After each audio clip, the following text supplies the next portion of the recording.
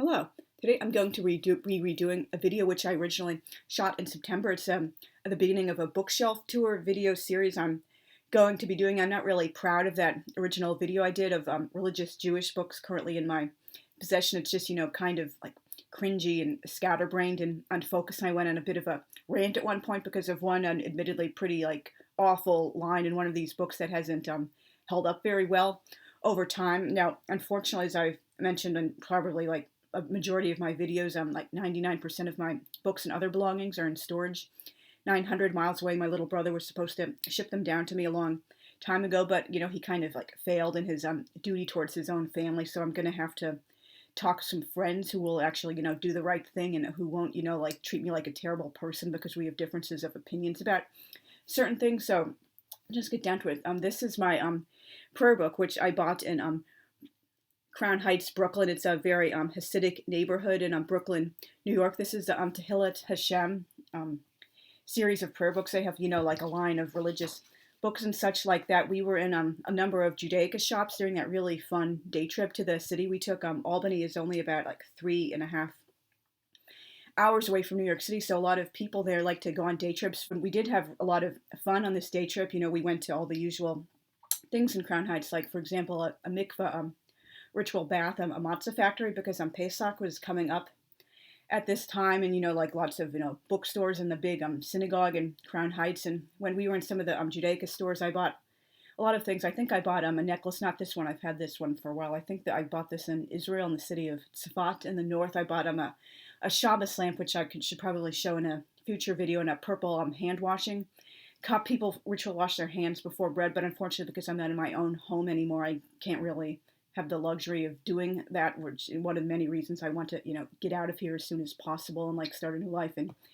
Israel. But anyway, and they were having a sale on Judaica and certain things during that day we were there. We didn't know about it, so that was really cool. I got all these items for cheaper than they were supposed to be, half off or something, and purple is my signature color. I was really happy to find this prayer book. Originally in one of the earlier Judaica stores we were in, there were much larger sized prayer books, in teal, which is also one of my signature colors. I guess it would be my third favorite color, but unfortunately it was all in Hebrew, and it's kind of nice to have an English side of the page, even if you understand most of the biblical prayer book Hebrew. And so at the other store they didn't have the teal prayer book or prayer books in a larger size. They mostly only had the pocket size prayer books, and I found this one. It was my favorite of the colors they had offered. They also had pink and a lighter purple. I chose this. It was, the darkest purple available, and I don't really like, pink. It's kind of a girly color. I know that's kind of sexist against my own biological sex, but, I just don't like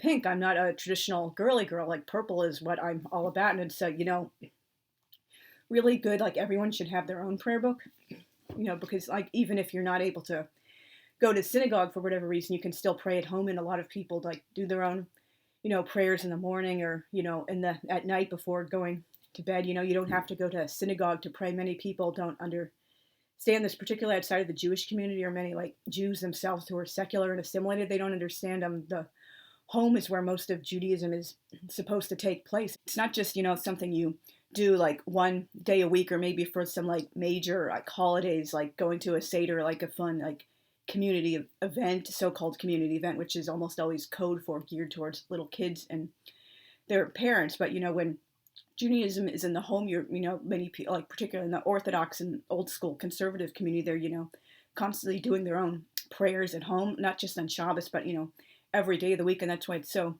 good to have your own prayer book. And it's not just for Shabbos. It also has services for not full services. You need your own separate prayer books for those, but the basic prayers for all the major holidays, and the sanctification of the moon. That when you shake the lulav and etrog on the holiday of Sukkot, the instructions for doing that, the priestly blessing, prayer for dew, things on the public fast days, and a little bit customs about prayer and Torah reading a little bit at the back, psalm verses you say for people's names. There are lots of customs and laws. This isn't really the time to discuss that in detail, but there are many people have the custom of saying a psalm that starts it starts with like the first letter of their name, and then and do one like with like the second letter of their name, and so on and so forth. As I said, it's many details and such like that, not really like the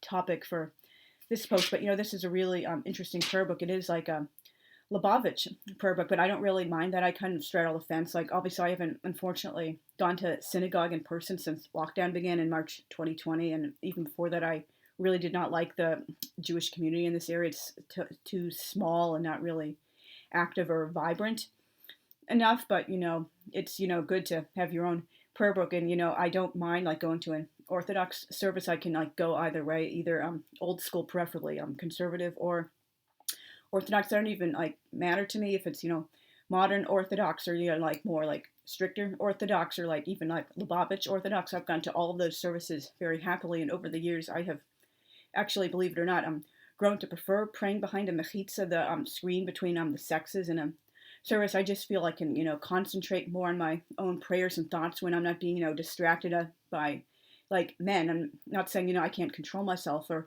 anything, or like these services are like swarming with like hot guys, and they're all like young and near my age, but it's just you focus your energy better when you're only with people of your same sex. And I wish more people these days understood the beauty and importance of single sex spaces, but that's a topic for a whole other thing. And I wrote my name in the beginning of this. My Hebrew name is Hannah Esther Daphna. This is print Hebrew. Unfortunately, I never learned cursive Hebrew, which is kind of like embarrassing. I can recognize my own name when someone else writes it in Hebrew cursive, but I can't write it myself, and I know that's something I really will need to do after I make aliyah, move to Israel, because like you kind of have to use cursive if you're like, writing legal documents and stuff. And this is the prayer book, the Tehillim, which I got as a present at the end of the first year I worked at an Orthodox day camp, Camp Gan Israel. There were 3 of us counselors for the girls. That year all the ages were mixed except the nursery, so we had like both the younger girls and the older girls who were going into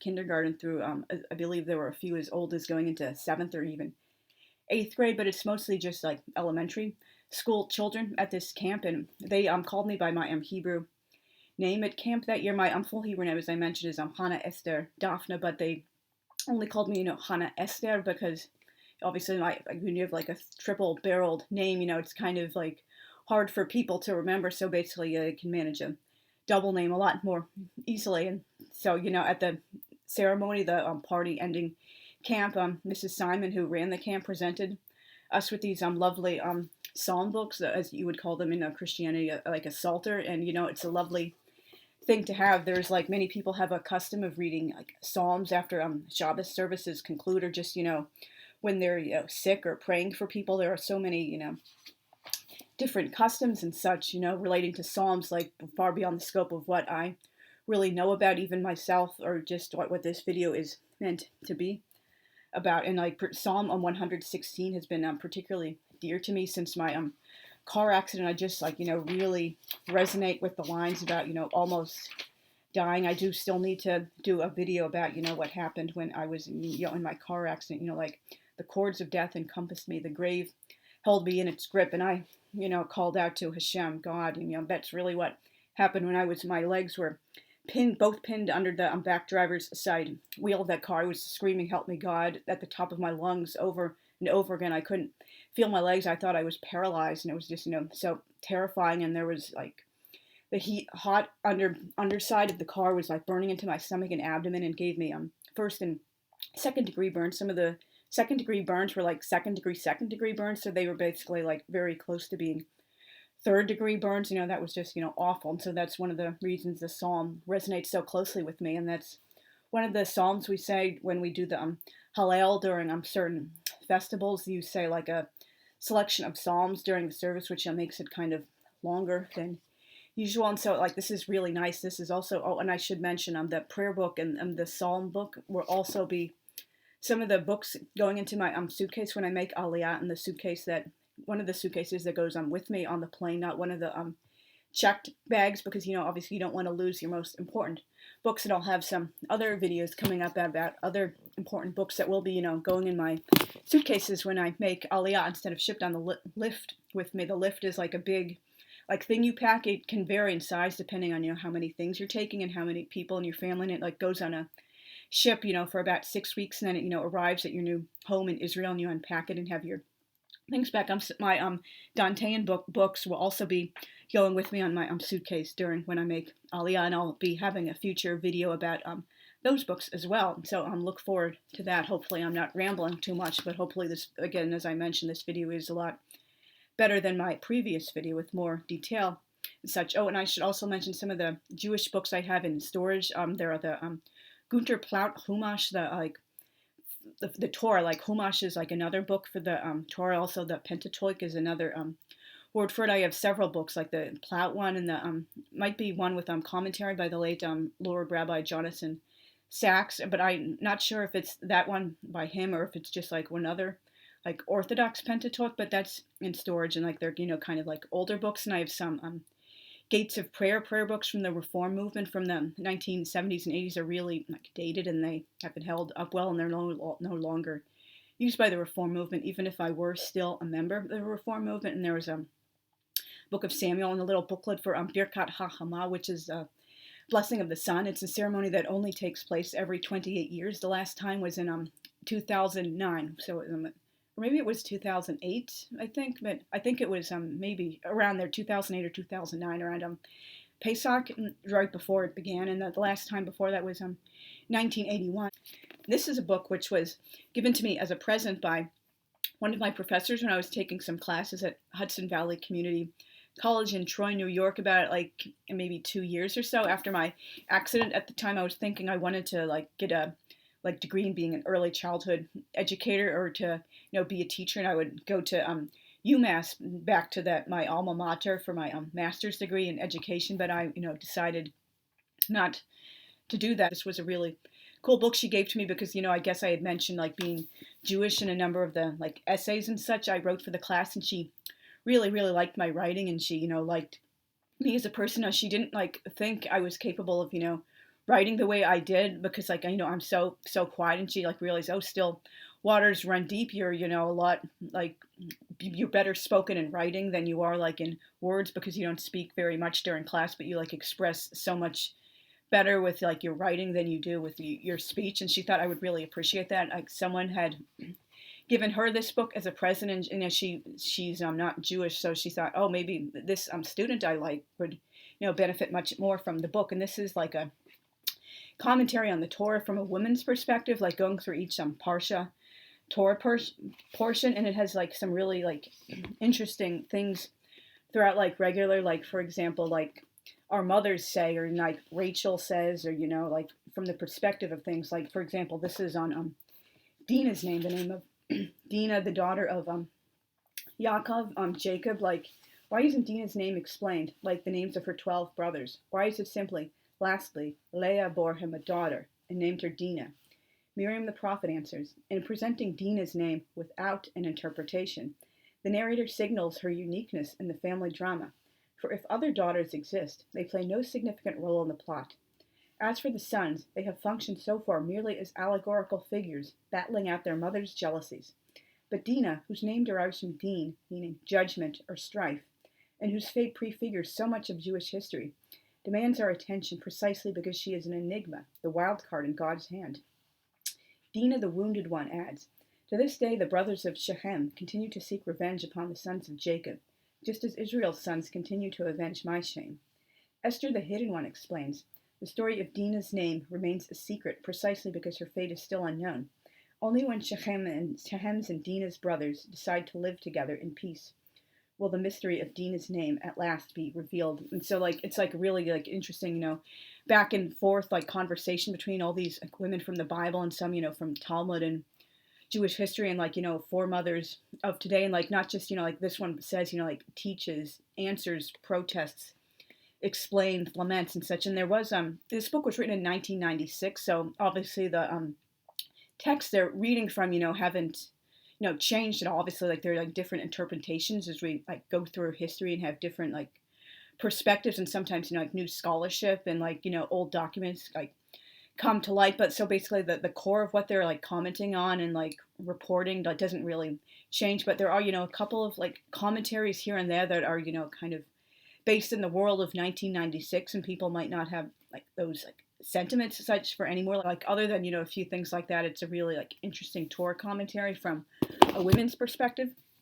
And this I bought in Israel. I think it was in 2010 maybe. I'm pretty sure it was then on my current last trip, in my third trip to Israel. I think it was in the city of Tzfat in the north. It's a Haggadah, which you use for the Passover Seder, and it has a really like beautiful thing inside. At the time I was with my ex Sergey, I was naively believed we were going to be married. I actually bought a male engagement ring for him on that trip in Jerusalem. I showed it on my previous video about showing off my jewelry, and unfortunately, things didn't go well, and we're obviously, thank God, not married. That would have been a horrible mistake. But anyway, I thought we would be getting married soon and having children, and so we would be using this at our seders and stuff. It's just a really beautiful Haggadah with lovely pictures and such, and it's called On the Liberty Haggadah because it's showing like all these celebrating pictures of people who like came home to our indigenous homeland, the land of Israel, just like in the the Passover, the Pesach story, coming out of like exile and coming back home. All these beautiful pictures throughout. I hope the light isn't glaring too badly and that you can see. And there's photographs too from people from all over the world who came home and celebrating with historical documents because believe it or not, there are Ashkenazic Jews from like Central and Eastern Europe, are not the entire Jewish community. In fact, about 80% of the population of Israel is from originally from like Swana, Southwest Asia and North Africa, like for example, like Iraq, Algeria, Libya, Morocco, Iran, and there are also Sephardim who came from like Spain and Portugal, and then there are like Ethiopian Jews who are like very, very dark skinned. Like it's totally racist to say like black people can't be Jewish. That's like complete like crap. And there's also like many people from India who are Jewish. Like these communities go way back, and there's also like communities from places from like China and Japan. So just all over the world. It's not just white presenting people from Europe who are Jewish and who came home to Israel. So if I merit a husband and I find him in Israel, he could be like a really like dark skinned Ethiopian or like a brown skinned like Indian guy. He might not be like a kind of person you would expect, like a white guy from like Eastern Europe or something. So it'll be really interesting if I have a husband to like see, what his like family background is. And there's maybe like he could be like part like Iraqi and Moroccan and Egyptian or things like that, not just, like Russian or Polish or German or whatever, like many people expect. I'm sorry if I'm rambling, but these are like really interesting pictures, like celebrating, like coming out of exile after so many years. Like so many people have this like complete like false impression, like misinformation about like Jewish history and the history of the land of Israel in a very complex geopolitical conflict. Like one of my friends in the writing community, we were like virtual friends for like 7 years. She soft blocked me on Instagram last May because I was sharing so many stories like calling out anti-Semitism and like protesting terrorism and such. She was like, "Oh, Israel has no right to exist. Like, there should be no majority Jewish state, and it's not a conflict when Hamas like throws over 4,000 rockets on people. We should just happily accept second-class status and diaspora and let Arabs have like yet another majority like Muslim state in the world because one Jewish state is just way too much." And just like revealing like she's the classic, "Oh, I'm not anti-Semitic," but and so that was just a huge wake-up call, and one of the many reasons I would like to make aliyah, just all these like beautiful pictures in it. When I did the first video, I wasn't showing any pictures from this book, just talking about it, which was kind of really stupid. And this is such a beautiful book. I'm really glad I got it, even though unfortunately I haven't been able to use it at a seder of my own. And hopefully one day I will have a seder it's actually in my home instead of just like having to be forever a guest at someone else's seder, or like watch it on Zoom now because of lockdown. Although unfortunately this does use old-fashioned Elizabethan English for the English translations, which is kind of annoying, but you can always mentally translate into modern like standard English as you're reading it. And here's some more beautiful pictures. Like people came from like Yemen. That's also where a lot of many Israeli Jews came from. It's not just Holocaust survivors. That's only about 20% of Israelis are descended from Holocaust survivors. So, and there's also pages in the back where you can like write who were the participants in your Seder that year, I believe it has, space for, I think, like 8 pages, I think, I counted. So, like, that's, like, a lot of years to write down these people. And, hopefully will have a long life ahead of me. And if I married a husband, I will have children before time runs out. And we can still, record what happens when, even if I will be, an older mother and not, the, like, typical, like, 25-year-old bride who, like, easily has, like, 8 children. So this is the Bible I got when I joined my first congregation, Anshe Amunim in Pittsfield, Massachusetts. This was in December 1998. I got it on my favorite writer's 80th birthday, Alexander Isaievich Solzhenitsyn. It was, like, really, really special to have that ceremony on that day. Like, unfortunately, I never wrote him a letter to tell him how much he means to me. And this is the new JPS, Jewish Publication Society translation. And this is what Jewish people call the Bible Tanakh, or sometimes you'll see a C instead of a K right here. It stands for Torah, obviously the Torah, Nevi'im, prophets, the books of the prophets, and Ketuvim, writings, which, like Chronicles and such like that. You could see the other books of the Bible, like right here, that are in, like, the traditional Jewish Bible, like the prophets, like Joshua, Judges, books of Samuel, the books of Kings, Isaiah, Jeremiah, Ezekiel, then the 12 minor prophets, and then Ketuvim, the writings, are like Psalms, Proverbs, Job, like Song of Songs, Shir HaShirim, the Song of Solomon, Ruth, Lamentations, Echa, Ecclesiastes, Kohelet, Esther, Daniel, Ezra, Nehemiah, and the 2 books of Chronicles, the book of Maccabees, about the Hanukkah story that surprisingly isn't in the Jewish Bible to my knowledge. It's only in the Catholic Bible, for, like, historical reasons too long to get into here. And like, Esther is one of the, and Ecclesiastes and a few other, like Ruth, are like one of the books we call Megillot, the scrolls, like, because traditionally they were written and read on scrolls, and they're read on certain holidays. So, like, it's basically all here in one book. And I believe this was came out in the 1980s, so it's still, like, fairly recent. And most congregations will only have a translation of the Torah and the Haftorah portions to follow along with during synagogue. But this has everything in it, so that's really good. And it's also one of the books which will be going into my suitcase when I make aliyah, because you want to have a Bible with you. And this is kind of sad. I wrote my name on it, my English name and my Hebrew name, Hannah Esther Daphne, and the date, like the date, 11 December 1998, 22nd of Kislev, 5759. And they do have space you can for the family register. I wrote my name again, and the Hebrew name. Unfortunately, it's all blank. So marriages, births, and deaths. But, unfortunately, it's been not filled in because, unfortunately, I never found a husband and had children. But, hopefully I won't be, a childless spinster forever. And any child I have will be appreciated even more because I had to wait so long.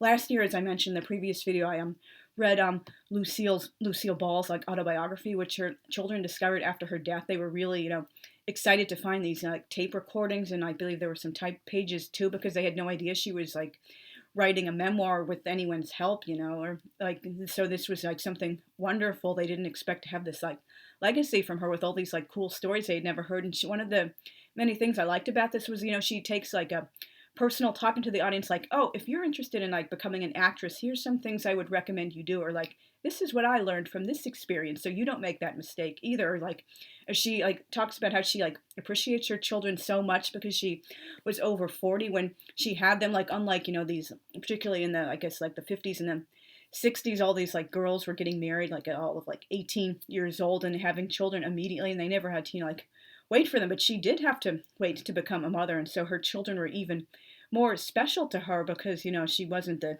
typical woman just having children like easily and taking that for granted. And so this is the last one. There are like 5 of these. My Mrs. Simon, who ran the Camp Gone Israel, the first 2 summers I was working there, gave them to me as a present because they're kind of old, and she wanted to like give them to someone who would appreciate them. I guess like cleaning out her house a little bit. These are Rashi's commentaries on the Torah. They're written in the, well, actually Rashi wrote in his own specific famous Hebrew script, but I think this is just like regular Hebrew script used in the books, and it like goes through the Torah line by line, giving Rashi's commentaries on that. And this is like something really important to have because Rashi was one of our most important like commentators, most famous. And I did a book review on the Rashi's Daughter series, the first book in it, like a while ago. That wasn't a very good book at all. I don't recommend it, but like his three daughters really did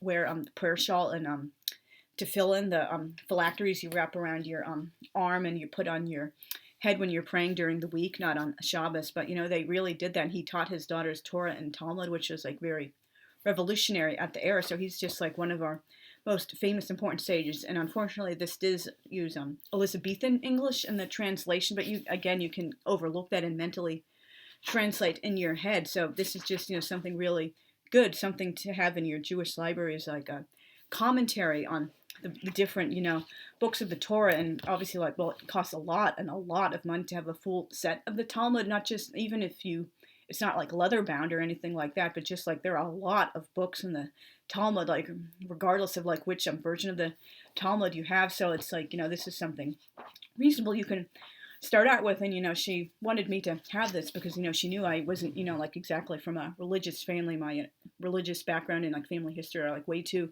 complicated to get into here, but like suffice it to say I'm the first and only person in my immediate family to live any kind of Jewish life in over 150 years. That's like a really, really, really long story. So thank you very much for listening. I hope I wasn't rambling too much, but it looks like my presentation style is like tell like personal stories when little things remind me.